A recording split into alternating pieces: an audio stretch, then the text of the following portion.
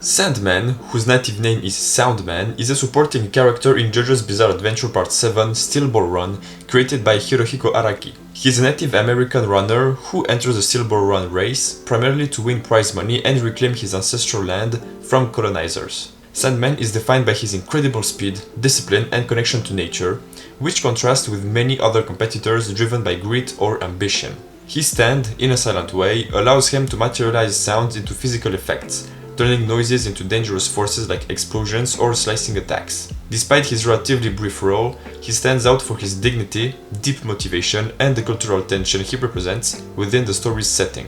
Let's see how he can achieve his physique, strength, and athleticism. So first of all, his physique. This is a very good physique. For someone in the late 1800s, it's a good physique, clearly attainable naturally.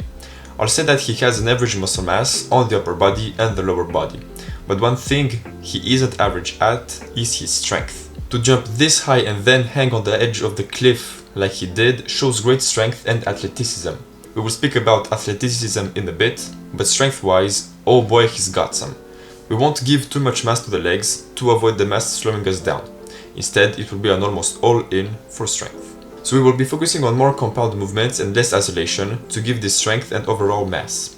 We will focus on aesthetic, so back width and thickness, round shoulders, nice pecs, great arms, small waist and, well, you know.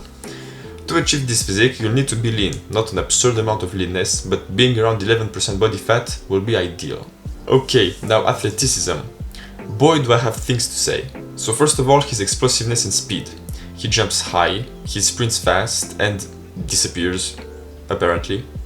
So yeah, he is explosive and fast, without a doubt. To reach this level of explosiveness, we will need, yes, once again, plyometrics.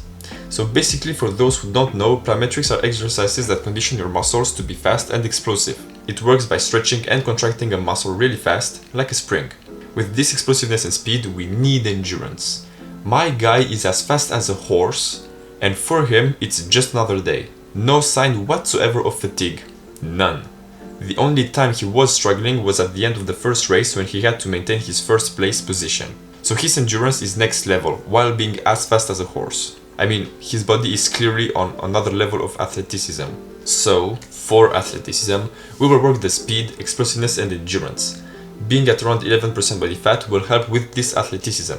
And no combat style for this physique, simply because he hasn't shown any. The only time he really was in a fight, he used a dagger, and the fight was over thanks to his speed. So no combat training. And the last thing, the very last thing we can add here is flexibility. Yes, I know we didn't see him stretch, but hear me out. If you don't stretch, with everything we will do, your muscles will become stiff and your range of motion will be bad. So stretching will improve your range of motion. It will help prevent injuries and will help with recovery. Alright, now we have everything, so let's take a look at the workout plan. It will be divided into 3 full bodies and 1 plyometric day. You'll see the following structure: the exercise, the number of sets times the number of reps. Only 1 working set for the full bodies because 1 muscle group we will work multiple times in a short interval. A study stated that hitting 1 set to absolute failure multiple times in a week is actually better than 3 or 4 sets to failure on 1 day. So we will do 1 working set to failure. Also remember that the nervous system recovers more slowly than the muscular system. As for the number of reps, we will be at 4 to 5, 7 to 8, 9 to 10 and max. The 4 to 5 is an all-in for strength and only for the legs. Because we will also do plyometrics and a ton of cardio, the full bodies will be dedicated to strength for the legs. The 7 to 8 is the sweet spot for strength and mass. The 9 to 10 will be almost an all-in for mass with a touch of strength, and max will be the maximum amount of seconds or reps and only for the plyometrics day. Let's begin full body 1, starting with the hardest exercise, Romanian deadlifts. This will build strength for the posterior chain, especially the hamstrings and glutes. This is vital for athleticism. Next, we have weighted chin-ups. In my opinion, chin-ups is better than pull-ups for lats mass. This will bring mass and strength for the back and biceps. Be careful here because if it's done wrong, it can tear your biceps, so be careful. After that, we have weighted dips. Dips will build mass and strength to the pecs, front delts and triceps. In my opinion, it is a better exercise than flat bench press because it's more compound than the bench press and it builds more functional strength than the bench. If we compare calisthenics athletes to lifters, the calisthenics athletes doing dips have more strength. If you can do the dips on rings, it will be better since you need to stabilize yourself even more. After dips, we have lateral raises. This will build the nice shoulders we want. Do them with dumbbells or cables. And finally, reverse flies. Do them either with the cables or the reverse flies machine. This will bring a nice definition in your mid-back and build shoulder mass, especially to the rear delts. Moving on to full body 2, starting with squats. Squats will build the vertical strength we need for the legs. This will help for athleticism. Do the squats either on the Smith machine or the free barbell. Next, we have bent over barbell rows. This will create the back thickness and strength we want for the aesthetic back. After that, we have inclined bench press. If you have a big rib cage, set the bench at an angle of 45 degrees. If you have a normal rib cage, set the angle at around 30 degrees. This will create the roundness of the pecs and pushing strength. After this, lateral raises once again for the nice round shoulders we want. And finally, dumbbell shoulder press. This will create the last touch for the roundness of the shoulders and will give pushing strength. Try setting the bench at an angle of 80 degrees. Now let's move on to full body 3, or let's just say upper body. Starting this time with the weighted chin-ups for the back width and strength, and also biceps activation. Next we have weighted dips for the pecs, triceps and front delt strength and mass. After that we have lateral raises for the round shoulders. After, we have reverse flies for the mid-back definition and shoulder mass. And finally, shrugs for the traps mass and strength. This traps exercise will bring the final touch for the upper body aesthetic and give you a fuller look.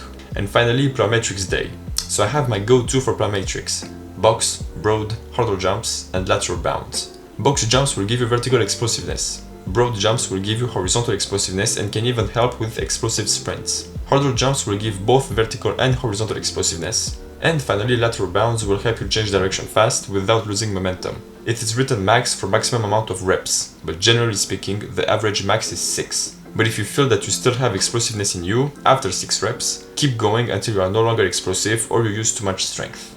And finally, last exercise is the hollow body hold. This will not bulk up your waist, but this will give definition to your abs and a useful function. This exercise will strengthen your core, absolutely vital for athleticism and strength training. Hold the position as much as possible. Little note here for the workout. I know there aren't many sets or reps for the legs, but hear me out. With the 2 exercises in the full body, the plyometrics and the cardio, your legs will be cooked. So strength will be given throughout the squats and Romanian deadlift. And the little mass needed will come slowly but surely with the plyometrics and cardio. So everything is carefully planned. With the workout, there are some things you should know and apply. Always warm up before an exercise and give yourself 2 warm-up sets. Go to failure on every exercise and give yourself 2 to 3 minutes of rest between every set, and that is the warm-up sets too. To get his endurance, we will need to do cardio. So I thought about it a lot and I will recommend doing 45 minutes of cardio on every full body day. So either in the morning or after the workout, hop on a treadmill or on the streets and go full on Goggins mode. To build lasting endurance, keep your heart rate steady and breathe through your nose only. If for some reason you cannot breathe through your nose, then breathe through your mouth. Try staying alive. I don't want any of you injured or at the hospital. That's why I always say take care, because taking care of yourself is the best possible thing you could do to your body and mind. And finally, stretching. Do it on the rest days for maximum 30 minutes. And please keep the rest days rest days. From my own experience and science, giving a day off to your body will repair the big majority of the damage done to your muscles and nervous system. So give it a day off between every workout. If you can't give 1 day off, then give 2 days off. This could be even more effective. It depends on your body's recovery ability and a lot of factors. Now, to get his leanness, you'll need some serious nutrition. You'll need to know your BMR and TDEE. After that, figure out if you need to be on a cut, bulk or maintenance. To make it simple, if you can't see your abs or are above 11% body fat, be on a caloric deficit. If you see too much your abs or are sub 11% body fat, be on a caloric surplus. And if you are at 11% body fat, be on a caloric maintenance or slight surplus of around 150 kilocalories to equilibrate with the mass gained. If you don't know where to start with nutrition, I made 2 videos. The first one talks about the foundations of nutrition, macronutrients and micronutrients. The second one talks about the gut-brain axis, or the link between your brain and what you eat. If you want to learn more things about your muscular system, check out my video on the matter. And finally, if you want to see other physiques, click up here to see all the physiques I did. Ladies and gentlemen, that was everything I had to say. If you enjoyed, let me know it in the comments. If you want to see another physique on here, let me know it in the comments too. And we will meet next time for some other video. And like always, take care.